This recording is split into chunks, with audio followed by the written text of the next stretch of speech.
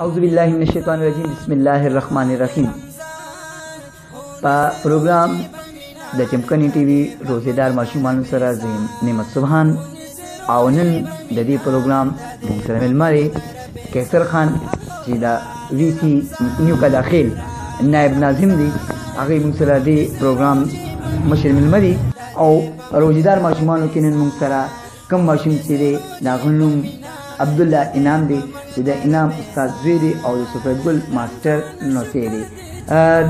نن جمرود آباد ته راځو د دې ماشوم کوټ ته د حوصله افزایي دپاره. بیټا السلام علیکم. وعلیکم السلام. بیټا نوم دې څه دی؟ عبد الله انعام. عبد الله انعام. عمر دې څومره دی؟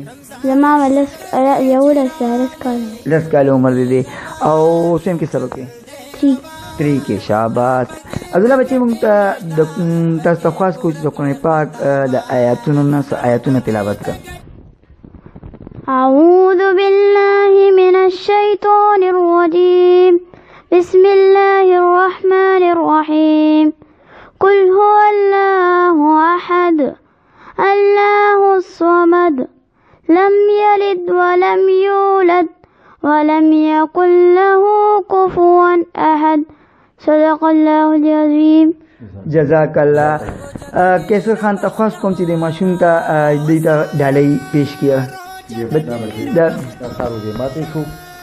عبدالله بچی کیسر بھائی دا راته ووایي چې دې ماشوم باره کې تاسو کمنټس کوئ.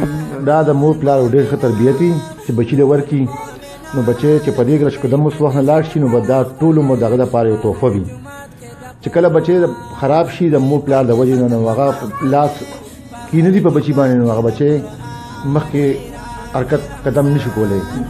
دا ډېر ښه ماشوم دی چې 9 کالو دی چې د روژه نیولې ده او ډېر برکتي میاشت ده او دا د مور پلار او د دوی د مشرانو ډېر دعا ده. سپېدون ماسټر فریدو بخي ډېر ښه سړی و. د هغه زوی هم ډېر خلک دی دا تر انعام د هغه زوی د عبدالله بچی نو دا ډېر فخر خبره ده مونږ دپاره چې دې ماشوم بچي دومره ورکوټی دی او مونږ کشر دی او د په دې وخت کې دا روژه نیولې ده ډېر د خوشحالۍ مقام دی. مونږ دا کیسر خان ډېر ممنون مشکور یو چې مونږ سره راغل او د دې عبدالله بچي حوصله افزایي وکړه. په دې خبرو سره تاسو نه اجازه غواړم. د الله په امان.